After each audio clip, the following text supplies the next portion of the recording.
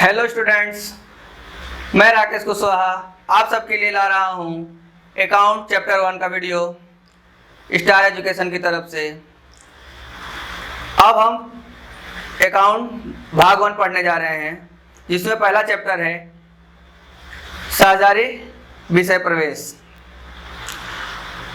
तो इसमें जो पहला भाग है उसमें 7 चैप्टर हैं और सातों के साथ जो हैं वो साझेदारी के ऊपर रिलेटेड हैं। तो यानी इस चैप्टर को हमें बहुत ही ध्यान से सीखना है। तो सबसे पहले है साझेदारी। साझेदारी क्या होता है?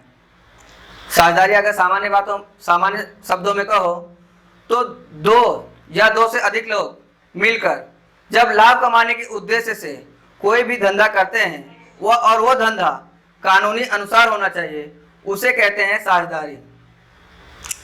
तो साझेदारी की आवश्यकता ही क्यों पड़ती है? पहले लोग अकेले ही बिजनेस कर लेते थे, लेकिन बदलते स्वरूप के साथ और कंपटीशन में बने रहने के लिए आपको क्या है, अधिक लोगों की आवश्यकता पड़ती है। इसलिए हम अधिक लोगों को साथ में लेकर बिजनेस करना चाहते हैं। इसलिए समझ लो किसी के पास अधिक कौशल्य हो लेकिन उसके पास धन ना हो या पैसा ना हो, और किसी के पास अधिक पैसा हो और उसके पास कौशल्य ना हो, कोई स्किल ना हो, तो दोनों क्या है, अपने बिजनेस को ग्रो नहीं कर सकते हैं। इसलिए क्या करना पड़ेगा, उन दोनों को मिलना पड़ेगा, उनको पार्टनरशिप करनी पड़ेगी, जिससे क्या है वो दोनों मिलके एक अच्छा बिजनेस ग्रो कर सकते हैं। इसीलिए पार्टनरशिप एक बहुत ही इंपॉर्टेंट रोल प्ले करता है बिजनेस के सक्सेस में। तो पार्टनरशिप में कम से कम कितने लोग होने चाहिए, अधिक से अधिक कितने लोग होने चाहिए, ये भी हम सीखेंगे। साझेदारी के लक्षण। साझेदारी के लक्षण में सबसे पहले आता है करार का अस्तित्व। तो जब से दो लोगों के बीच या जितने भी पार्टनर हैं उनके लिए के बीच जब तक करार नहीं होगा वह साझेदारी पेढ़ी अस्तित्व में नहीं आएगी। उसके लिए उनका करार होना आवश्यक है, और यह करार लिखित स्वरूप में या फिर मौखिक स्वरूप में भी हो सकता है, लेकिन लिखित करार हो तो वह अधिक योग्य गिना जाता है। इसको कहीं भी आप एविडेंस के तौर पे भी रख सकते हो। दूसरा नंबर आता है लाभ का उद्देश्य। तो साझेदारी का मतलब ही होता है लोगों का इकट्ठा होना, और वो भी लाभ कमाने के उद्देश्य से ही, और उनके बीच जो लाभ हानि का प्रमाण है वह बटेगा उन्होंने जो करार किया होगा उसके अनुसार। अगर उन्होंने कोई करार नहीं किया है तो उसे हम समान अनुपात में उनके लाभ हानि को बांटेंगे। तीसरा नंबर आता है वैधानिक धंधा।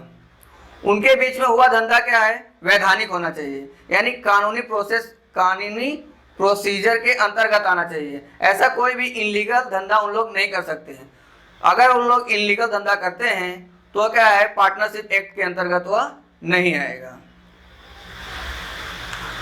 चौथा नंबर आता है एक दूसरे के एजेंट के तौर पे।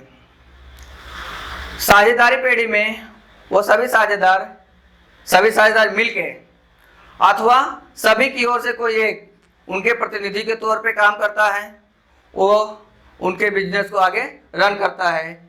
इसीलिए सभी साझेदार को एक दूसरे के प्रतिनिधि के रूप में भी माना जाता है। पांचवा नंबर आता है सदस्यों की संख्या।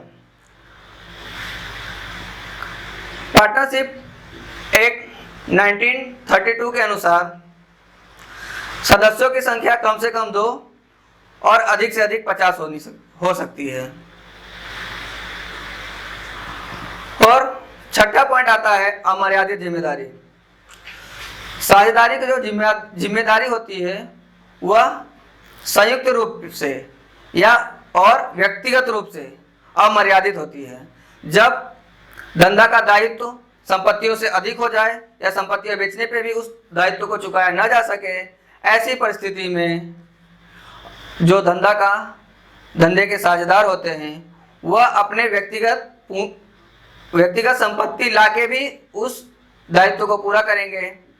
अगर उसमें से भी कोई एक साझेदार उसमें चुकाने के लिए मना कर दे या फिर दिवालिया घोषित हो जाए तो जो बाकी के साझेदार हैं उनको वह चुकाना पड़ता है।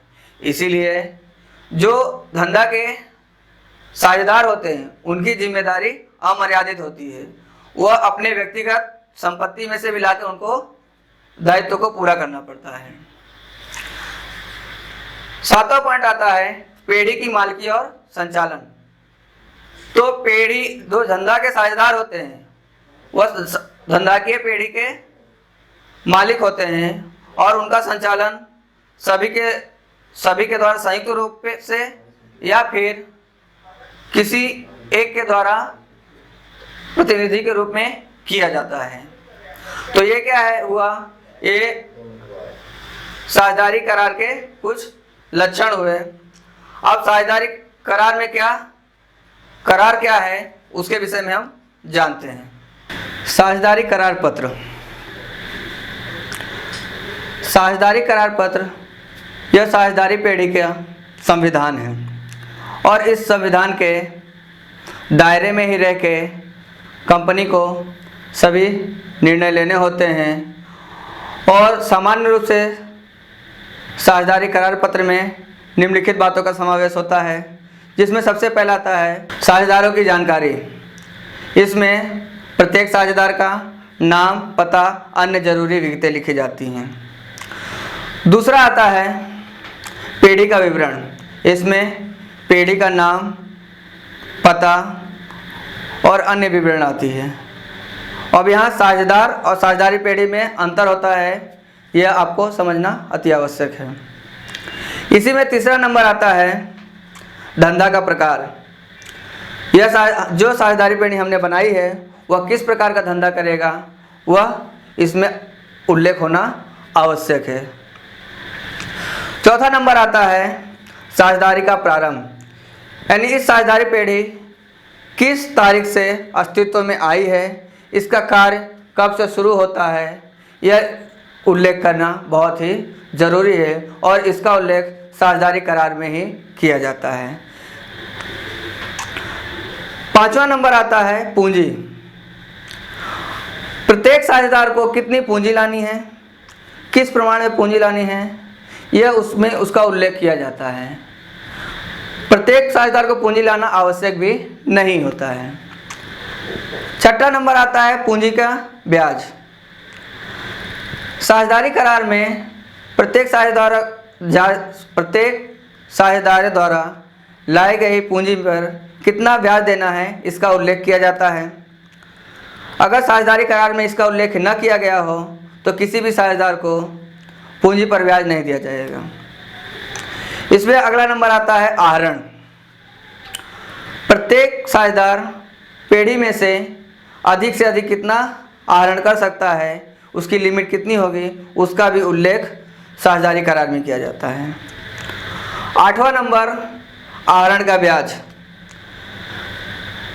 साझेदार ने जो आहरण किया है उस पे साझेदारी पेढ़ी कितना उस पे ब्याज वसूल कर सकती है, इसका उल्लेख भी साझेदारी करार में लिखा जाता है। अगर इसका उल्लेख साझेदारी करार में न किया गया हो तो साझेदारी पेढ़ी इस पर कोई भी ब्याज वसूल नहीं कर सकती है। 9वां नंबर आता है लाभ हानि का प्रमाण। लाभ हानि का प्रमाण पेढ़ी में लिखना अति आवश्यक है और इसमें लिखा ही जाता है। अगर लाभ करार में लाभ हानि का उल्लेख न किया गया हो तो जितने भी साझेदार हैं वह सभी साझेदार लाभ हानि को समान प्रमाण में बांटेंगे। 10वां नंबर आता है साझेदारों को वेतन, बोनस, कमीशन या पारिश्रमिक। तो साझेदारी करार के अनुसार किस साझेदार को कितना वेतन, कमीशन देना है वह पहले से निश्चित किया जाता है। अगर कोई ऐसा निश्चित ना किया गया हो तो किसी भी साझेदार को वेतन, कमीशन नहीं दिया जाता है। लेकिन अगर कोई साझेदार बहुत कुशल हो, किसी चीज़ में विशेषता रखता हो तो वह उसमें उनके अनुसार सभी साझेदारों को सहमति के अनुसार और करार पत्र के अनुसार वेतन या बोनस, कमीशन, पारिश्रमिक ये सब ले सकता है। 11वां नंबर आता है साझेदारी पेढ़ी द्वारा दी गई लोन।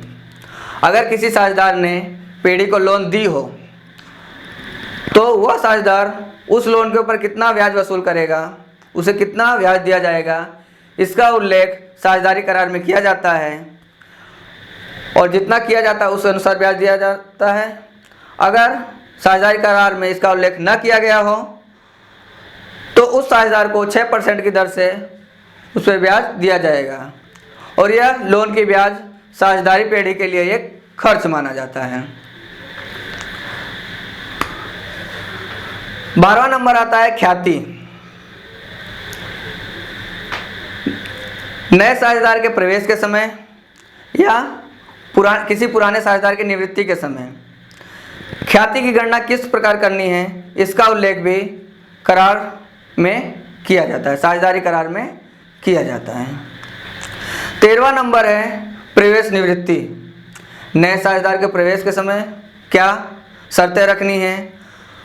कोई पुराना साझेदार छोड़ के जाता हो, निवृत्त होता है या किसी की मृत्यु होती हो तो उस समय भी उसमें क्या शर्तें होंगी, क्या कानून लगेगा, उसका उल्लेख भी साझेदारी कानून में किया जाता है।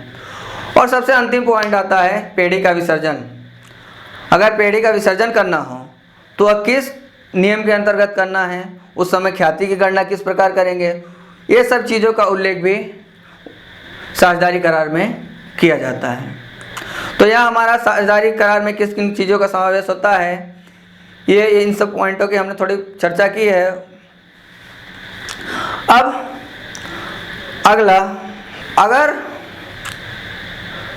साझेदारों ने साझेदारी करार न किया हो तो ऐसी स्थिति में कोई विवाद खड़ा होता है तो साझेदारी करार पत्र या फिर इंडियन पार्टनरशिप एक्ट 1932 के अंतर्गत निम्नलिखित बातों से इनका सॉल्यूशन निकाला जाएगा।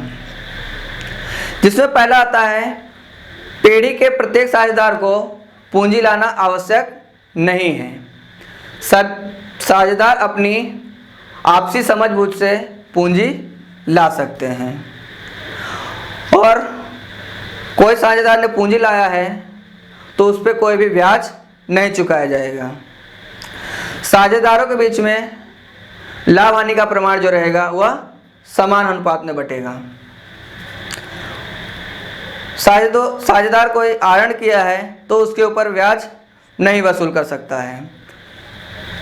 अगला पॉइंट आता है किसी भी साझेदार को बोनस, वेतन, पारिश्रमिक या भत्ता नहीं दिया जाएगा।